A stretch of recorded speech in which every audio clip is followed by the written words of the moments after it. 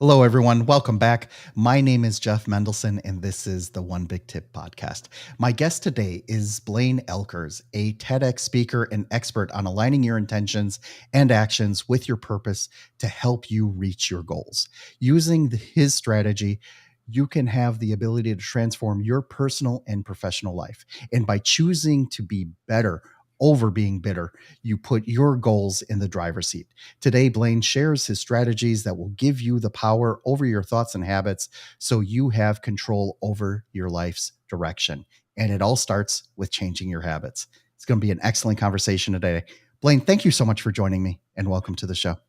Thank you so much, Jeff, for having me on. A pleasure to be here. I'm excited to add value, and I love the one big tip. And I want to say that you are changing lives not yet born. There is somebody who's not even born yet that is going to find these tips 20 years from now, 30 years from now, 50 years from now, and it's going to make a difference. So thank you for being part of the what I like to call the results ripple. And I hope that my one big tip is going to help the listeners today.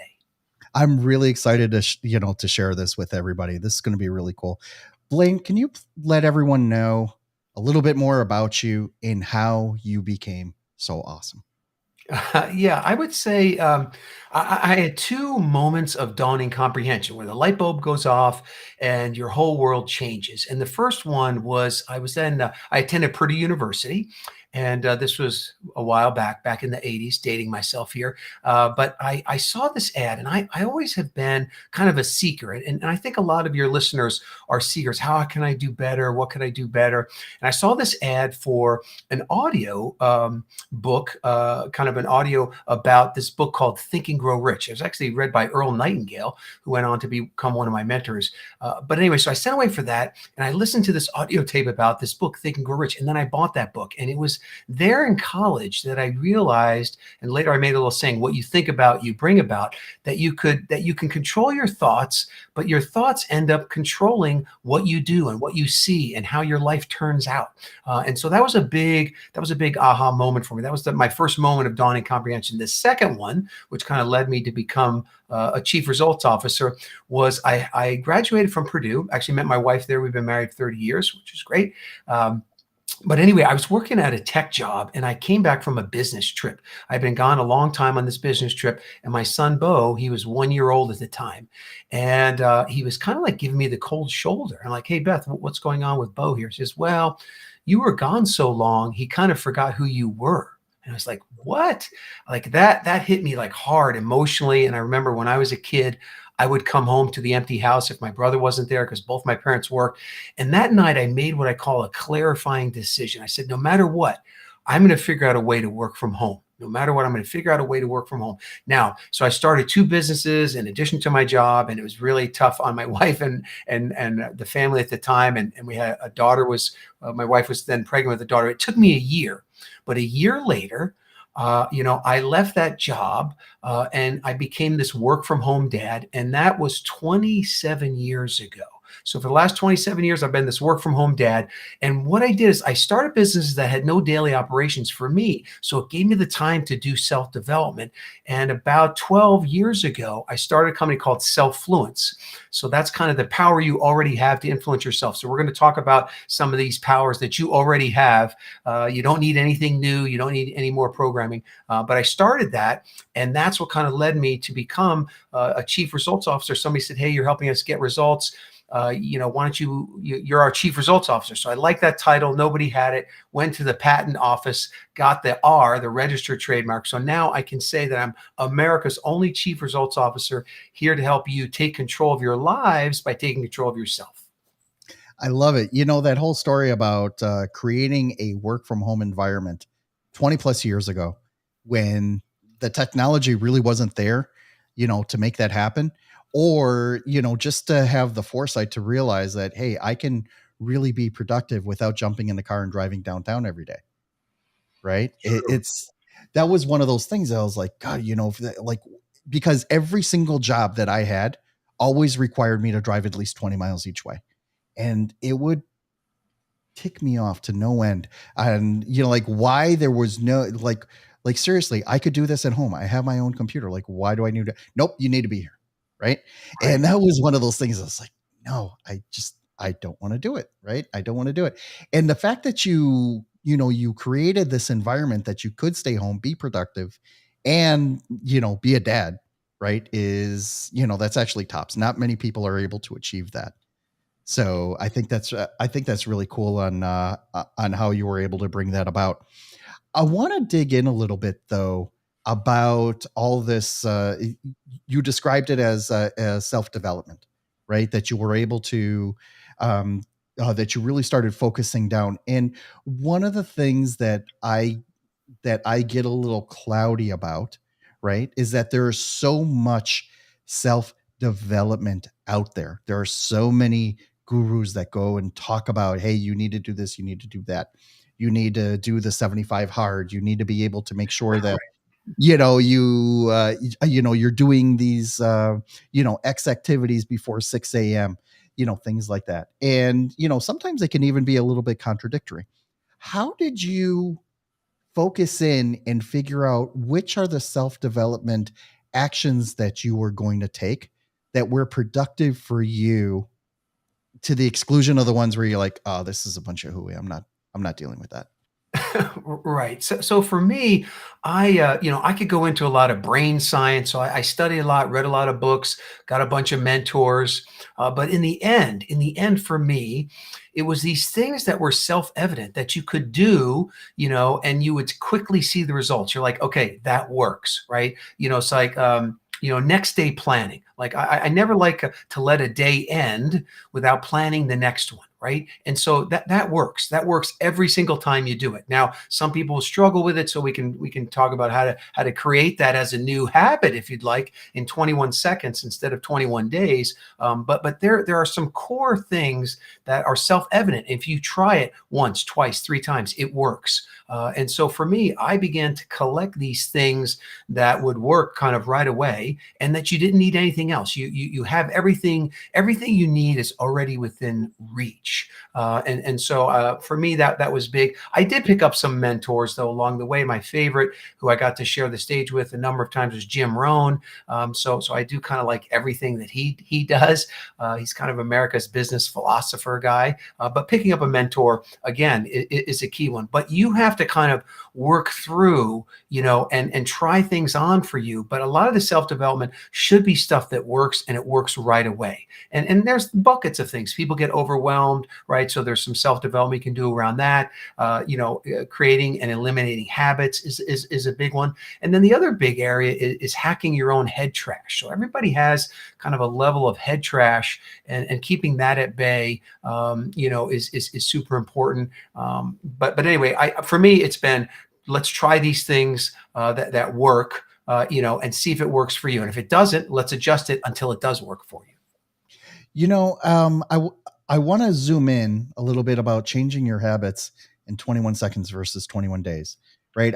I just finished reading the Atomic Habits book, right? And in the book he talks a lot about, like writing it down, making it how to define your goals, things like that. How can something that has changed so quickly become a habit though? Yes. How So does so that work? this is a good point, and almost seems contradictory. So I often say the 21 second habits, how to create a new habit in 21 seconds, not 21 days. So if they told you that it takes 21 days to create a new habit, someone lied to you, which is not good, Now, scientifically, brain chemistry wise, it actually takes about 60 days for the neural pathways in your brain to be created to have that thing as a new habit, no willpower required. So we are going to do somewhat of a brain hack, to enable you to create new habits in just 21 seconds. And there's three keys to being able to do that. It's LUL, love. It's love, like a little acronym. People say, love you lots, LUL, but that's not what the acronym is for us. But let me tell you two stories to illustrate this idea, this one big tip about 21 second habits. The first one, where I discovered this actually, was my wife, Beth. Unfortunately, she used to have nearly daily migraine headaches. And so the doctor said, look, Beth, you've got to fill out this log every day. Like, what did you eat? What was the weather? What was the barometric pressure? What could be triggers for these migraine headaches? And so she had the log. She would lose the log. She'd fill it out for a day, then she'd stop. She couldn't get this habit of doing the log. And then one day it dawned on me. I was watching her brush her teeth. And so there she's brushing her teeth. And my wife is the 2 time a day, 2 minutes, both times, dentist recommended, teeth brusher. And when I'm doing a presentation to a big audience, I always ask people, they're like, oh, I'm not really good at habits. I'm terrible at creating new habits. I'm no good at habits. And I ask people, raise your hand if you brush your teeth in the last 24 hours. Every hand goes up. And then I say, how many people in the audience have brushed their teeth every day for the last week? All the hands stay up. So you're already a habit master. So the first thing to understand is you are already a habit master at many things. But I watched my wife and I said, okay, honey, look, let's take your headache log and put it underneath the toothbrush. So the first key to the 21-second habit is what I call habit linking. It's linking. So what we did is every time she brushed her teeth, she filled out the log, right? So she got 2 minutes in the morning, 2 minutes at night, no willpower required. She didn't have to think about it. She never lost the headache log because it was always right there in the bathroom, right? And she went 90 days in a row filling out that log. Which got the doctors, got the medications right, changed a bunch of things. And so thankfully now she has a migraine maybe once every couple months, which is fantastic. So the first key is habit linking. You link the new habit that you want to an existing habit. Another example of that would be I had a client, an attorney, and she's like, Blaine, I love this next day planning that we talked about. She says, but I can't do it. And I said, okay, Ann, what's the first thing you do every morning? Without any willpower required, you don't have to think about it, it just happens. She goes, I have a cup of coffee. I'm like, perfect. Take a pad of paper and a pen, put it next to the coffee machine, right? And go ahead and make the coffee if you want, but you can't sip the coffee. You can't taste the coffee till you've either completed or at least started your plan for the day. Right. So now she's got that linking in. Now that's the second thing, which the U stands for urge surfing. So you got habit linking, and then you have urge surfing. And so what that means is you surf the urge you want to find something where you can surf the urge to give you the energy to actually do that habit. So in her case, she would smell that coffee brewing. She could taste that coffee. She has a high urge to drink that coffee, but she surfed that desire. She transmuted that energy into getting the habit done. So that's the second part. And the last story I'll share is my own story. And that is, I said to myself, what habits do I want to create? Let's see if this works for me. So there were 2 habits that I wanted to create. One is I wanted to do this Bible app every morning. And then second, I had too much head trash. And so what I wanted to do is I wanted to take a mind shower every morning. So people wash their physical body every day, but how often do you wash your mind out, right? And the trash from news media, social media, family and friends who don't know what a chief results officer is, all this head trash can accumulate. So I wanted to take that out every day. So I said, what could I have it linked to? And I said, what's the first thing I do every day? Well, the first thing I do every single morning is, yes, I open my smartphone. Now, sometimes the alarm is going off, but every day I look at my smartphone. So what I did is I pushed all the apps off the first page, and I just put those 2 apps, the Bible app and Headspace, which is a meditation app that I use for the mind shower. And so what I did is every day, that's the first thing I do. No willpower required. I open my phone and I surfed the urge to want to check emails, text from my kids, how my investment's doing, what new orders came in. Like there's a lot of stuff I want to check on my phone. But I surf that urge, to want to do that. And so the first one, like I said, habit linking. Second is urge surfing. And the last one is leverage. And so getting some leverage on yourself. Now, leverage can be positive, like a reward, right? Or, and then it can also be negative, like a penalty, right? And if you can create streaks that also gives you some power, right? So whenever you get like 3 or 4 days in a row, you want to continue on with that. So for me, those apps, those two apps, the Bible app and the Headspace apps, they tracked my progress. How many days in a row have you done that, right? So today was day like 1545 in a row that I've done that habit. No willpower required, because every day I open my phone. I did the habit linking. I surf the urge to want to check my phone, and then I use some leverage there because I can see the streak, and now I don't want to break the chain. I don't want to break the streak.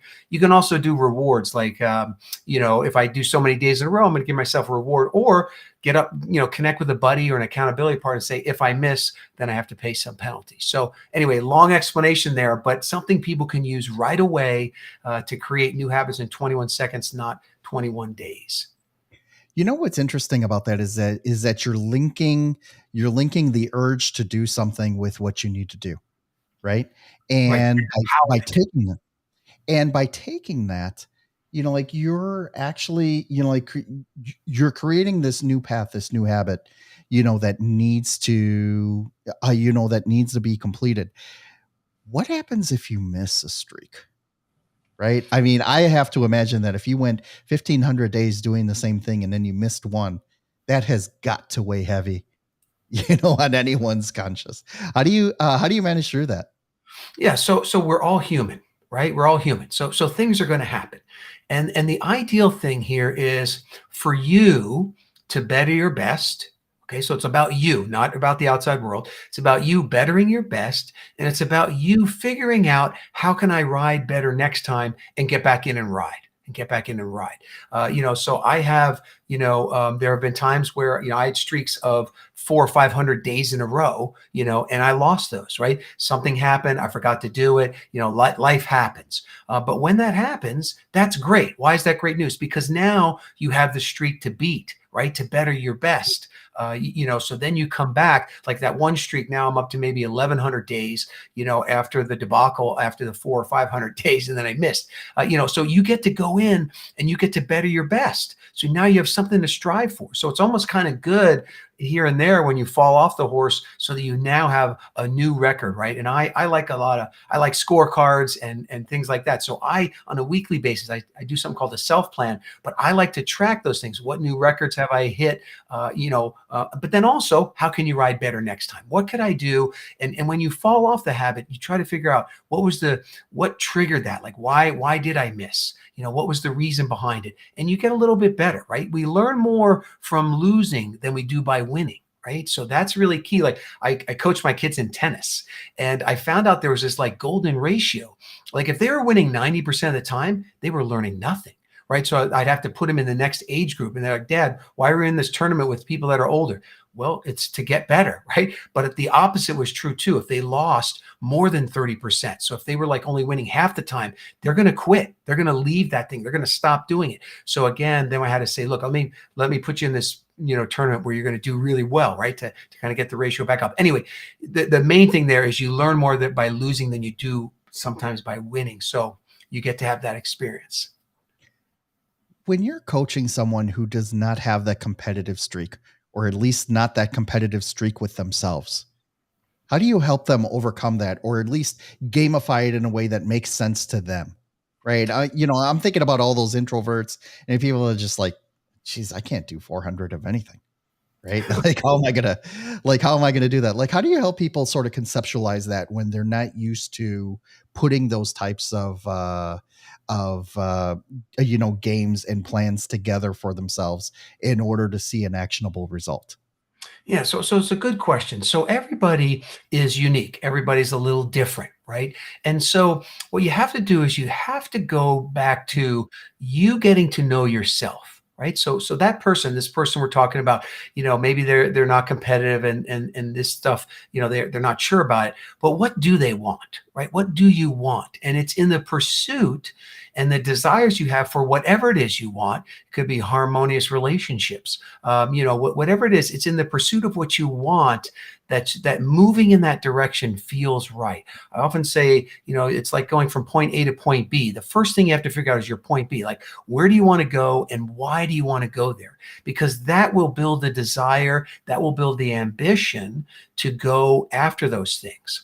And then it's just based on what that person likes. And so you have, it has to be something they like. So putting together rewards, things that you like to do, and maybe even some penalties or some leverage of things you don't like, you can kind of get yourself to do more and more things. But it's personal, right? It's going to be, where do you want to go and why do you want to go there? Now, if people have no ambition at all, then they don't.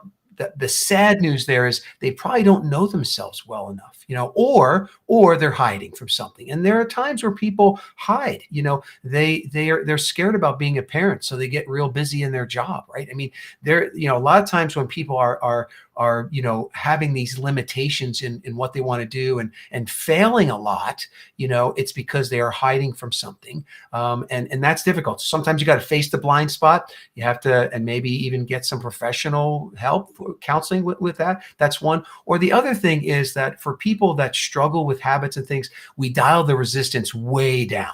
So like someone will say, Blaine, I'm going to start an exercise program. I'm like, oh, why do you want to do that? Well, I want to be healthy for my grandkids and da, da, da. That's great. What's the program? 30 minutes a day. Okay, 30 minutes every day. Yep, 30 minutes every day. Come back next week. They only did it 2 days, right? So they failed and they feel terrible, right? Because they're losing too much. The ratio, the golden ratio is not there. They're losing too much. So we dial it down. Try 15 minutes. I did that for 3 days last week. Okay, dial it down. 10 minutes, 5 minutes, 1 minute. Give me some jumping jacks and push-ups before you get in the shower, and you win. You got to win early and you got to win often, because there's a battle of the brain chemicals going on. And if you win that battle, done is the engine of more. You feel good. You move forward. You have more energy to do more stuff. And if you don't, then you kind of fall back. So sometimes you got to dial the resistance way down as well. I love it. So much actionable advice there. Done is the engine of more. I haven't heard that one yet. And what's really cool about all that is, you're really creating this environment where you are setting yourself up for winning, right? So if you happen to disappoint yourself, your family, your spouse, okay, so you could still dial it back a little bit, right? And still try to make sure that you are in fact, hitting those goals, right? And that's what I love about goal setting, is that they're really personal. My goals are not the same as yours and not the same as the next guy's, right? And what happens is, it's like, who cares if this other guy wants to get shredded in 60 days or something like that? That is not my goal, right? It's not something that I'm going to do. I'm going to work on myself first. That's why, like when I look at these, at these different modalities like 75 hard, I'm like, okay, am I ready for that? Like, no, I wouldn't be able to handle that right now. Right. I just know I wouldn't. 7 minutes, we'll do the 7 minutes hard program. So they were done in 7 minutes. Exactly. 5 days, right? But you're so true. Your goals should be motivations, not deadlines of disappointment, but they should be there to motivate you to just stretch a little bit, to grow a little bit, to do a little bit more. And I think my definition of success is kind of your progressive realization or your progressive movement on your own goals, whatever that is. And if you're doing that, then you're a success. And everybody has a different win-loss ratio. Like I'm a 90-10. Like I like with my daily plan, I like to win 9 days out of 10. But if I win 10 days out of 10, I didn't stretch myself. I'm not pushing myself, right? So I need to lose, but I need to win more than I lose. And I find psychologically, most people need more wins than losses. And that's why sometimes you have to dial it down so that you start winning. That's why, the great teachers will start you with 1 minute of meditation, not an hour or 30 minutes, but one, and then kind of build up from there. I love it. So much actionable advice in there. Thank you so much for sharing that. Blaine, can you please let everyone know how they can find you online and how they can reach out to you directly if they want to learn more? Yeah. So you kind of see on the screen there, Self-Fluence. That's the company that I founded. And then one other place you can go is BlaineTedX.com. So BlaineTedX.com. And there you can opt in to get. I did a TEDx talk, and I talk about this white table, what you think about, you bring about, and then I give you one kind of another mind hack to be able to remind yourself of your main goal in life 60 to 100 times a day automatically, which which really starts to program in your subconscious mind, which is pretty cool. Anyway, that was that. Then we'll be connected if you opt into that, or if you go to selffluence.com. Either one, we can you can opt in there. We'll get to know each other, and if I can serve you in any way, I would be happy to do it, because I know I'm here on the planet to help people take control of their lives by taking control of themselves. So I'm going to do that for the rest of my life, no matter what happens. Amazing. Blaine, thank you for joining me today.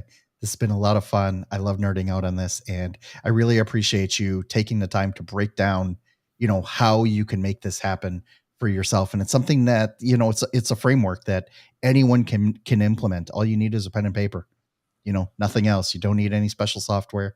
You don't need anything else going on. Just the determination and and the actions to do it. So thank you for Yep. joining me today.